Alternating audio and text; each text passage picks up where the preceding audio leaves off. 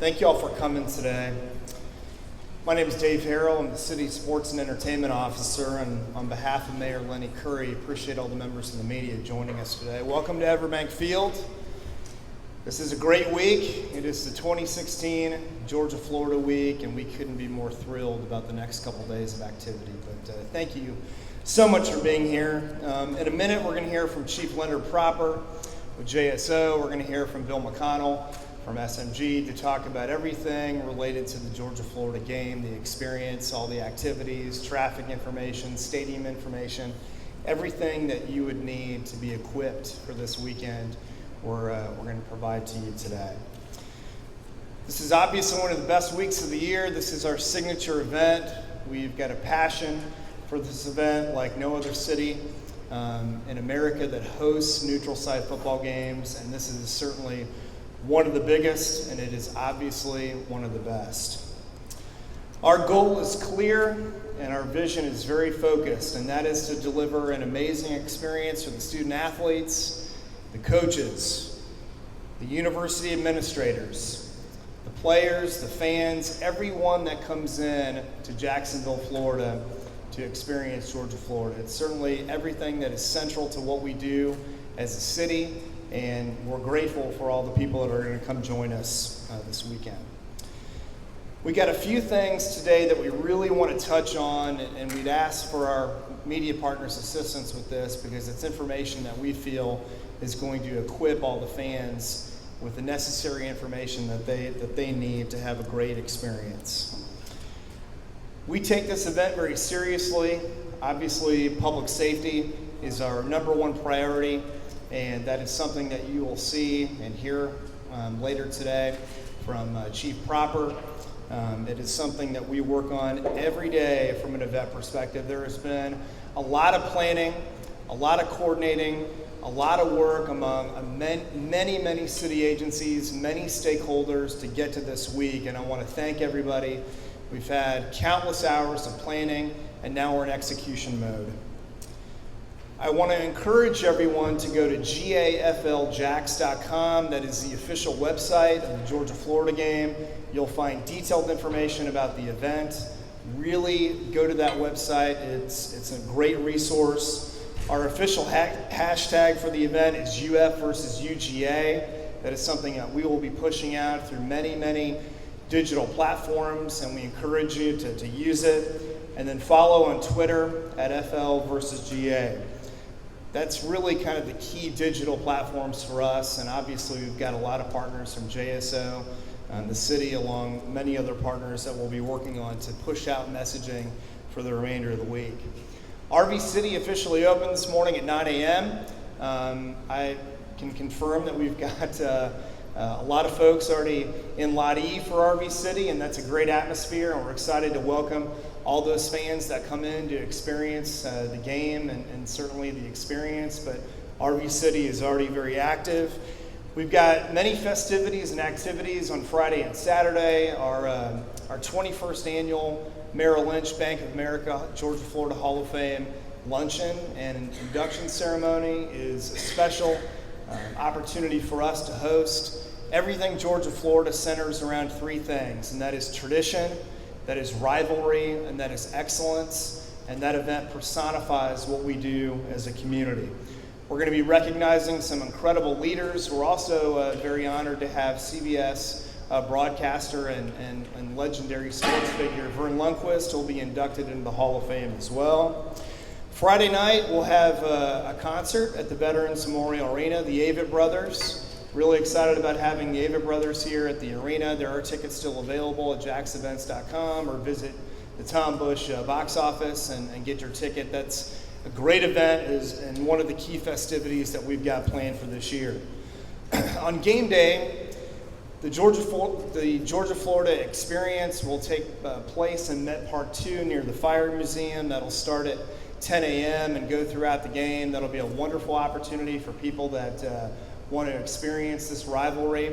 We're very grateful that our friends from the SEC Network and SEC Nation will be in attendance. They will have their show from Jacksonville for the first time ever, And we're grateful for that opportunity, and certainly that'll bring a lot of media attention to this wonderful game. I do want to recognize our Unified Command. Our Unified Command is really the leadership of the city that helps plan and execute all things public safety related. We spend months and months and months in advance planning this event. And I want to thank Director Michelle Cook from JSO, Chief Keith Powers from JFRD, Director Steve Woodard from EPD, Assistant Chief Todd Smith from JFRD, and Dr. Charles Moreland from the Mayor's Office for being here with us today. So thank you all for your partnership, your leadership. We cannot do this event without you, and we're grateful for everything that you do. A couple key messages before I turn it over to Chief Proper. Arrive early, fans. We cannot stress that enough. If you get to the sports complex 5 hours prior to kickoff, that's a good thing. So get here early. Stay connected. Make sure that you plug into all of our digital platforms. We've got weekend guides for members of the media. If you look on the back, it's got key information related to all things Georgia, Florida. Stay connected. It's important that you do that. Be patient. We've got a lot of friends and family coming over for a couple days. Be patient with that. We want to stress that. Lastly, have fun. This game is beyond just a game. It's an experience. It's an event. It's a huge scale that we're so pleased to host. So thank you all again for joining us today. It's now my privilege to turn it over to Chief Leonard Proper from JSO. Chief. Thanks, Dave.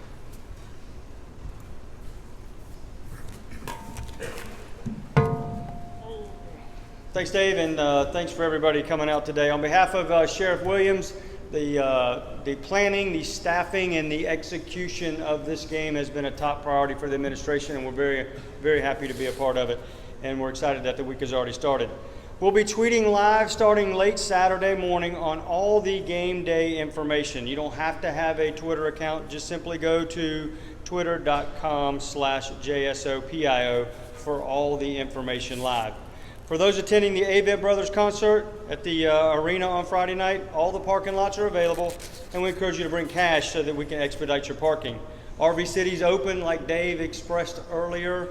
There's a lot of people that like to attend RV City on Thursday and Friday night. There's parking available on the east side of the stadium, and you can make your way over and have a good time at RV City. But there's no overnight parking. You must depart that night. You can't stay overnight. The Jacksonville landing will be up and going good Thursday and Friday night. Friday, there is a cover entering the landing. It's a $10 cover. Make sure you bring cash, and all the parking garages and flat lots will be available as well. Switching to Saturday, Dave alluded on this. You have to arrive early. There's more people down here than the streets can handle, so the only way to manage that is to prolong the commute. Here's the challenge, though. The parking lot's open at 8 a.m., and that's important. At 8 a.m., the parking lot's open.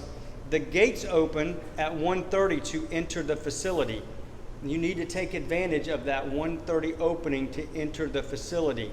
But at 1:30, the police focus will shift from allowing the traffic to get to their parking lots to allow the pedestrians to cross the road. So if you're not in your parking spot by 1:30, between 8 and 1:30, your commute will be much longer after 1:30 because we're giving the priority to the pedestrians. So that's an important piece to make sure that you enjoy the evening. People without prepaid parking, without passes, use the JTA shuttles. That's our 5 different sites throughout the city. The information's on jtafla.com. It's on our JAXSHERIFF.com website. All the 5 different locations to take a JTA shuttle to the game is on that. We encourage people to do that. If I was going to the game, I would take a JTA shuttle.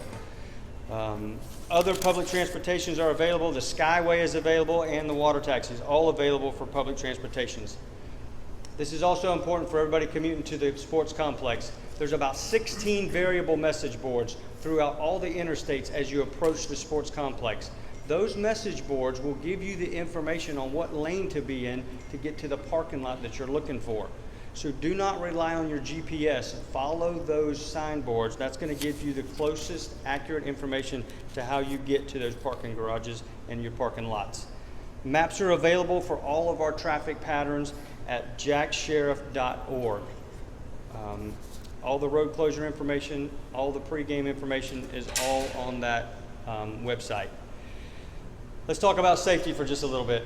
A lot of people down here, the game starts when it's daylight, the game's over, it's dark. It's easy to kind of get a little confused. So you just need to be careful of where you park. Pay attention to landmarks, take a picture with your phone, and that will help you find your car. It's easy to get disoriented when you park on one side of the stadium and you sit on the other side. So it's important that you know where you park and take a picture of a landmark. Sideline safety zones. There's 5 sideline safety zones in the sports complex area. There's 1 in the downtown area near the landing. Those sideline safety zones are available for anybody that needs anything, no questions asked. If you need help, you go there, you get help. If you need a phone charge, if you need watery, if you need a ride, whatever you need, you have a free pass at that sideline safety zone. There's no questions asked about what happened to you. It's just about trying to get you help and get you back to where you need to be, whether it be charging a phone, food, water.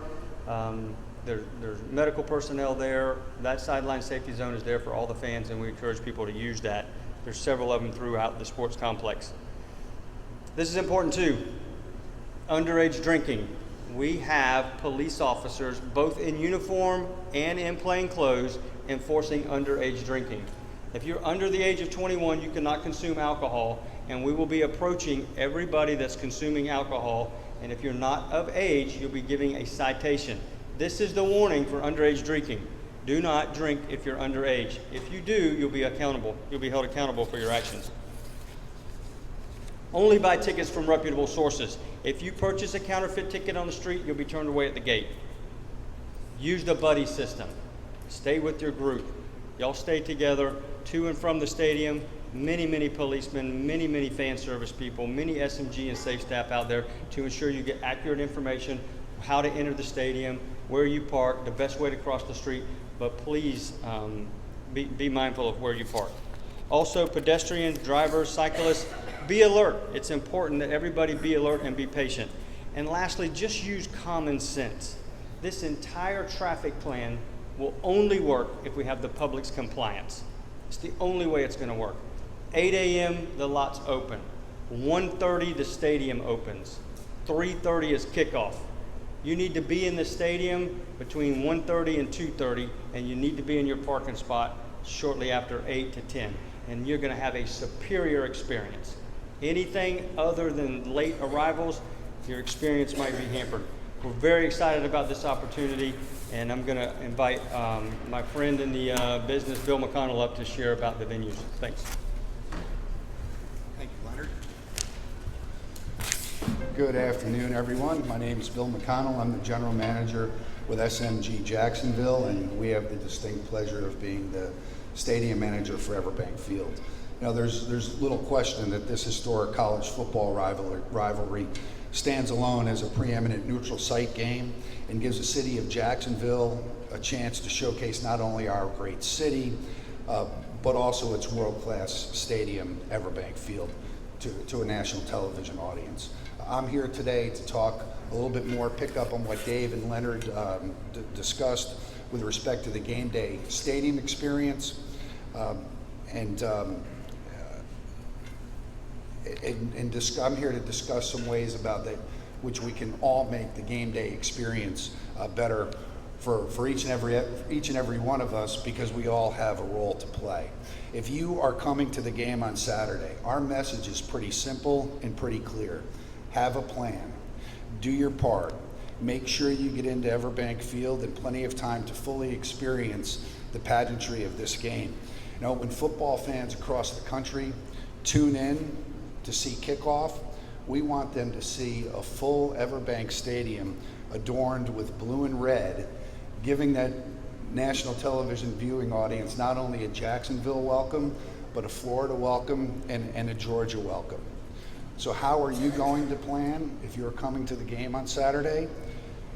If you are tailgating, know your parking or tailgate location and its proximity to your stadium entry gate and where you're sitting. Keep track of the time of day. It sounds simple, but failure to do so will almost certainly keep you in a long line waiting to get into the stadium when you'd much rather be seated experiencing Gator and Bulldog football. And again, talk about the pageantry. Remember that the excitement and pageantry surrounding the game, the player warm-ups, the Hall of Fame introductions, the marching band performance, the national anthem, and the player introductions are all what make this game special and are well worth getting into Everbank Field by 3:15 so you don't get stuck in a line because you made a poor choice or did not plan properly. We think of it this way. If you have a flight at 3:15, you are not going to arrive at the security checkpoint at 3 o'clock and expect to make your flight. And since I challenge everyone to find a flight that's better than being here on Saturday, you should plan accordingly and be on time.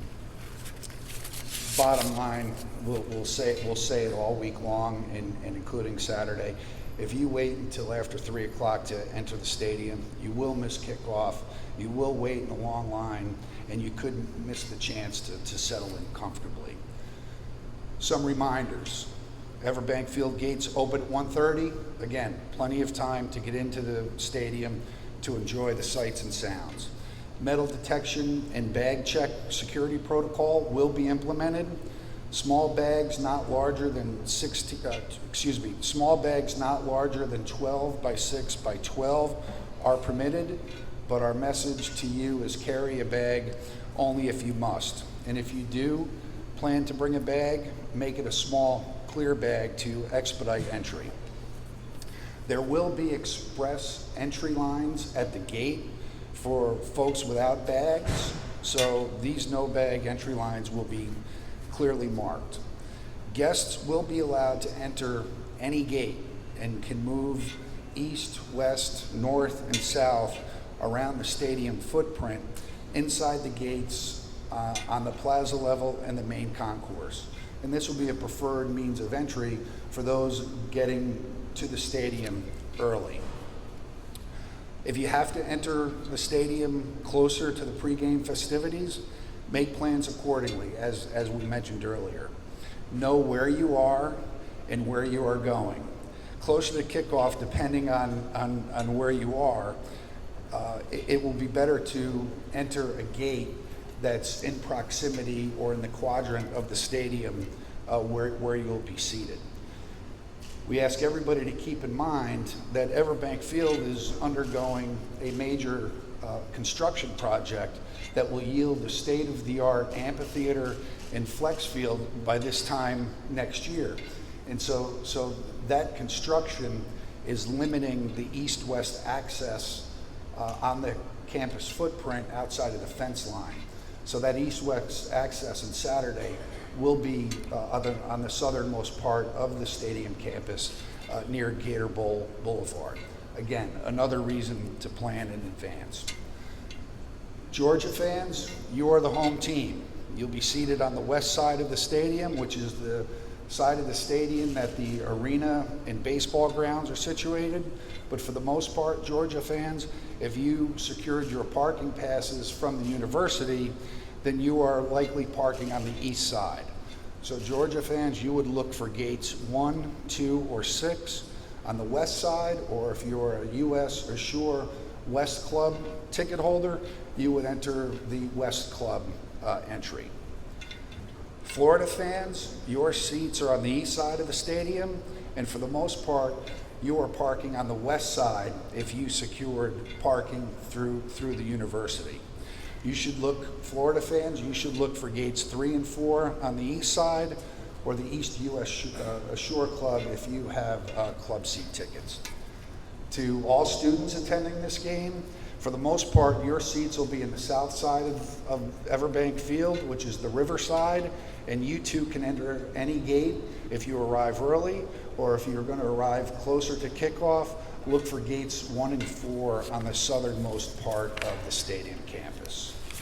As Leonard and Dave mentioned, we will have plenty of guest services team members at critical pedestrian access points to direct guests accordingly, and there is signage around the Everbank Field campus that will help guide guests to their location. Again, Georgia fans seated on the west and Florida fans seated on the east.